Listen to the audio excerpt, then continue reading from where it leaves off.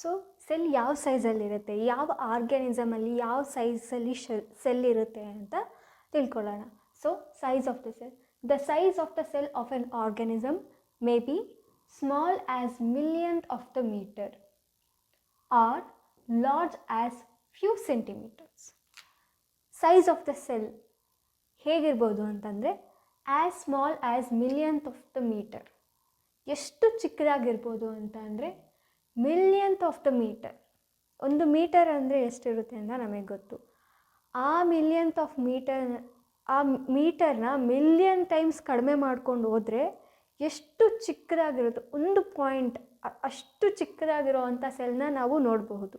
And as large as few centimetres.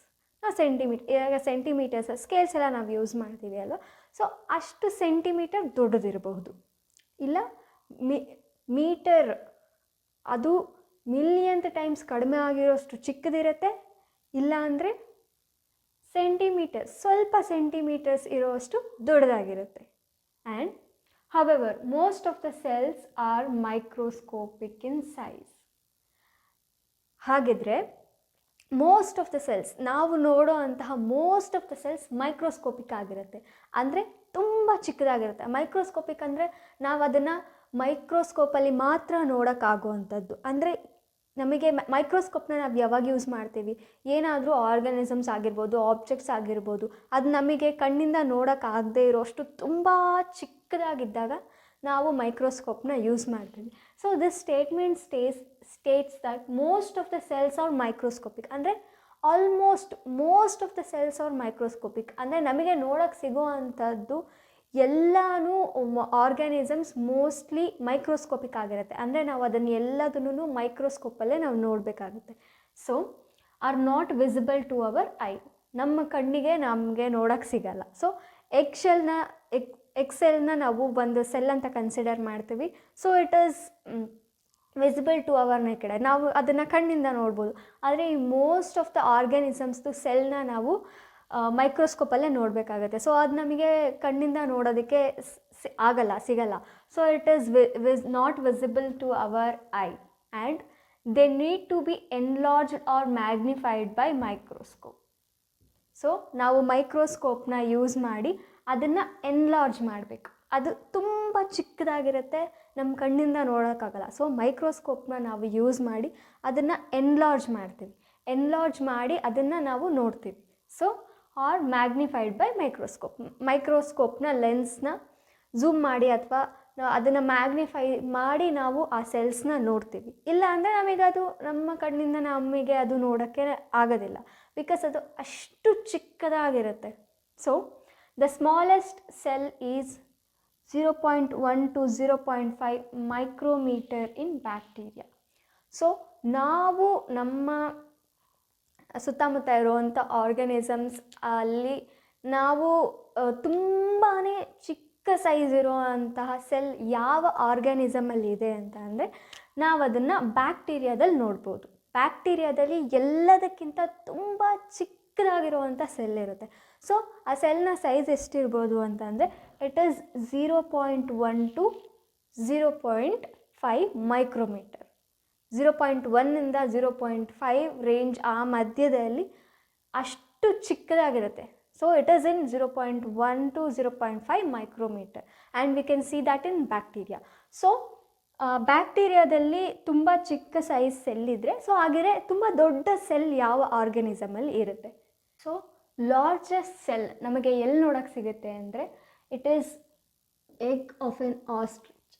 ಆಸ್ಟ್ರಿಚ್ನ ಎಗ್ನ ನಾವು ದೊಡ್ಡ ಸೆಲ್ ಅಂತ ಕನ್ಸಿಡರ್ ಮಾಡ್ತೀವಿ. ಸೊ ಅದು ಎಷ್ಟು ದೊಡ್ಡದಾಗಿರುತ್ತೆ ಅಂತಂದರೆ it is 170 millimeter to 130 millimeter. So ನಮಗೆ ಸ್ಮಾಲೆಸ್ಟ್ ಸೆಲ್ ಎಷ್ಟು ಸಿಕ್ತು? 0.1 to 0.5 ಮೈಕ್ರೋಮೀಟರ್.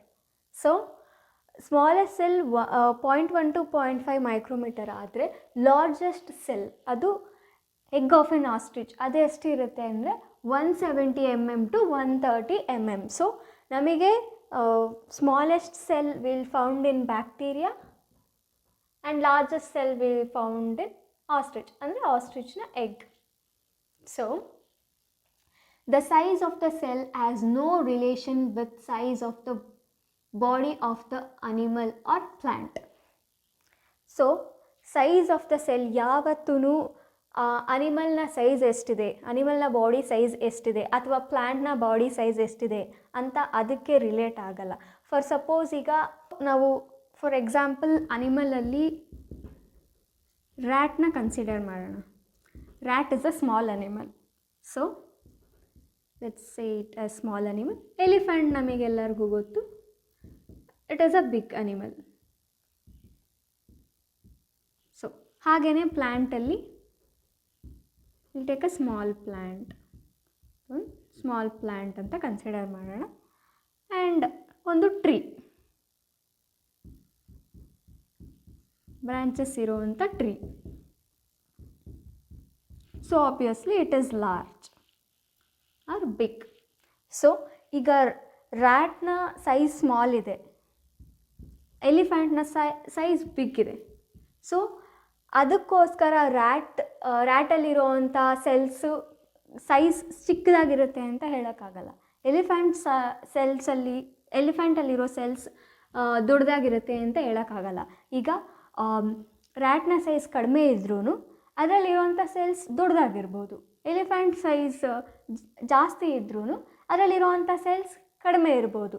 ಸೊ ಯಾವುದೇ ಕಾರಣಕ್ಕೂ ಸೈಜ್ ಆಫ್ ದ ಆರ್ಗ್ಯಾನಿಸಮ್ ಮೇಲೆ size of the cell depend ಆಗಿರಲ್ಲ.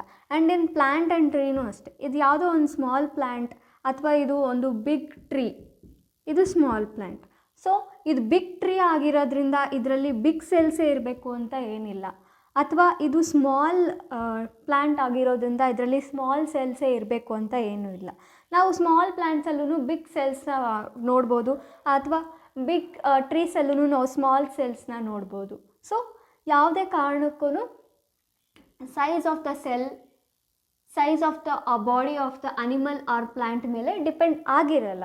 So it is not necessary that the cells in elephant may be bigger than rat. So ನಾವಿಲ್ಲಿ consider ಮಾಡ್ಕೊಂಡಿದ್ದಾಗೆ ಈಗ elephant ತುಂಬ ದೊಡ್ಡದಾಗಿದೆ ಅಂದ ಮಾತ್ರಕ್ಕೆ ಎಲಿಫೆಂಟಲ್ಲಿರೋವಂಥ ಸೆಲ್ಸ್ನ ಸೈಜ್ ಬಿಗ್ಗಾಗೇ ಇರಬೇಕು, ರ್ಯಾಟ್ ಸ್ಮಾಲ್ ಆಗಿರೋದಕ್ಕೋಸ್ಕರ ರ್ಯಾಟ್ನಲ್ಲಿರೋವಂಥ ಸೆಲ್ಸ್ ಸ್ಮಾಲ್ ಆಗಿರಬೇಕು ಅಂತ ಏನೂ ಇಲ್ಲ.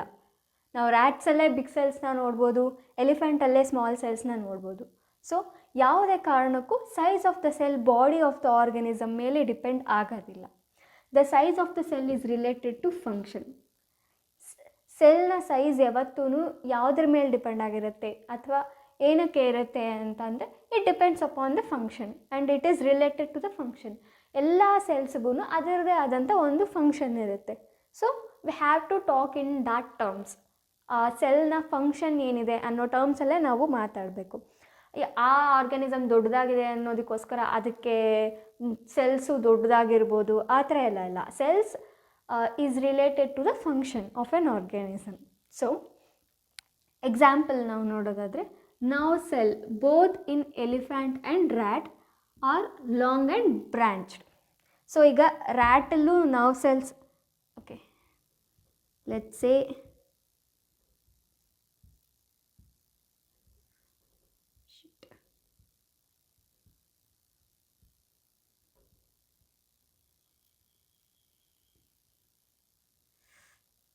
okay, sorry for the bad diagram.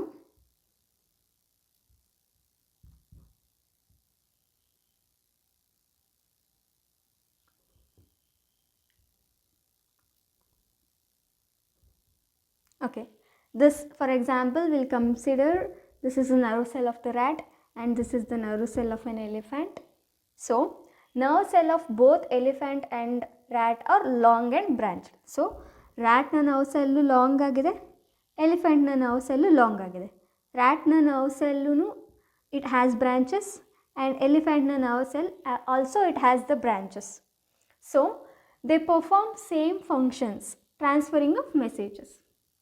ಎರಡೂ ಸೇಮ್ ಫಂಕ್ಷನ್ನ ಪರ್ಫಾರ್ಮ್ ಮಾಡುತ್ತೆ. ಏನು ಅಂದರೆ ಎಲಿಫೆಂಟ್ನ ನರ್ವ್ ಸೆಲ್ ಮತ್ತು ರ್ಯಾಟ್ನ ನರ್ವ್ ಸೆಲ್ ಎರಡೂ ಮೆಸೇಜಸ್ನ ಟ್ರಾನ್ಸ್ಫರ್ ಮಾಡುತ್ತೆ. ಸೊ ಆ ನರ್ವ್ ಸೆಲ್ಲಲ್ಲಿ ಮೆಸೇಜಸ್ನ ರಿಸೀವ್ ಮಾಡಿಕೊಂಡು ಅದನ್ನು ಬೇರೆ ಬಾಡಿ ಪಾರ್ಟ್ಸಿಗೆ ಅದು ಮೆಸೇಜ್ನ ಟ್ರಾನ್ಸ್ಫರ್ ಮಾಡುತ್ತೆ. Both elephant and rat also as same function.